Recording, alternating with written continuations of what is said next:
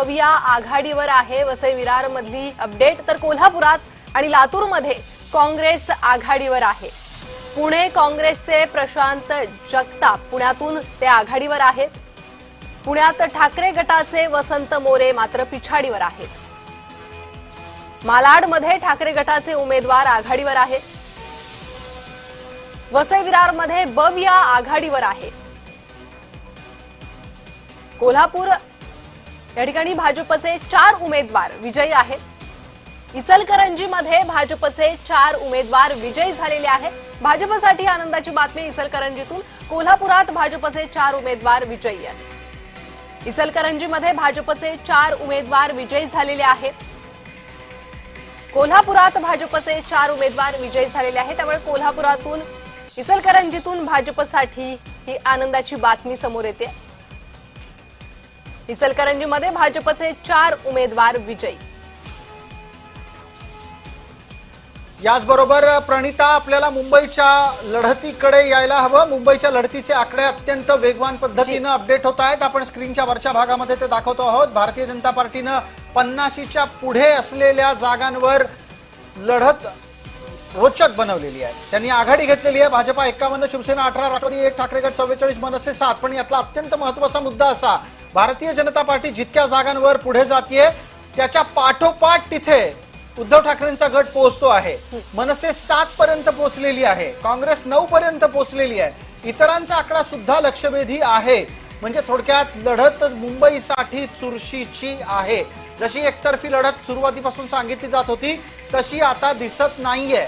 आपल्याला या प्राथमिक अंदाजामध्ये असं दिसतंय, महायुती म्हणून जरी ते एकत्रित असले, महायुती म्हणून आकडा पुढे असला तरी पण प्राप्त स्थितीमध्ये मनसे कमजोर आहे। त्याचबरोबर एकनाथ शिंदेंचा पक्ष सुद्धा मुंबईमध्ये कमजोर पडलाय। खरी लढत ही भारतीय जनता पार्टी आणि ठाकरे गट यांच्यात आहे। 137 जागांचे प्राथमिक अंदाज आपल्या हातात आहेत। भारतीय जनता पार्टी 51 आहे, ठाकरे गट 46 पर्यंत पोहोचलेला आहे। पटकन याच्या संदर्भातलं एक निरीक्षण आपल्याला हवंय। आपल्या सोबत प्रदीप पेशकार आहेत। प्रदीपजी, आवाज येतोय?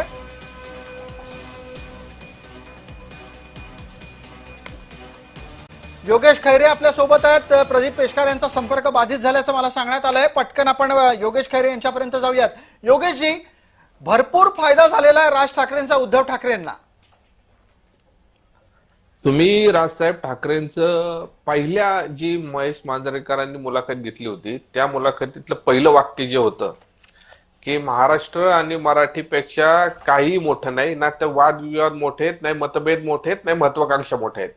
आमच्या दृष्टीने ह्या युती करण्याचा सगळ्यात मोठा उद्देश हा एकमेव होता की मराठी भाषा, मराठी माणूस, मराठी अस्मिता आणि मराठी माणसाचं मुंबईतलं अस्तित्व, हे ज्या सगळ्या गोष्टी पणाला लागल्या होत्या त्या वाचवण्यासाठी एकमेव हा सगळ्यात महत्वाचा उद्देश की या 2 पक्ष एकत्र आलेत आणि 2 पक्ष एकत्र येऊन त्यांनी मागच्या काळात जो मराठीसाठी असेल, हिंदी सक्तीच्या विरोधात असेल, कबूतर खाण्याच्या विरोधात असेल, मुंबईत मराठी माणसाला घर नाकारण्याचा विषय असेल किंवा मराठी माणसाला वाईट वागणूक देण्याचा विषय असेल, अशा सगळ्या गोष्टींवर संघर्ष केलाय।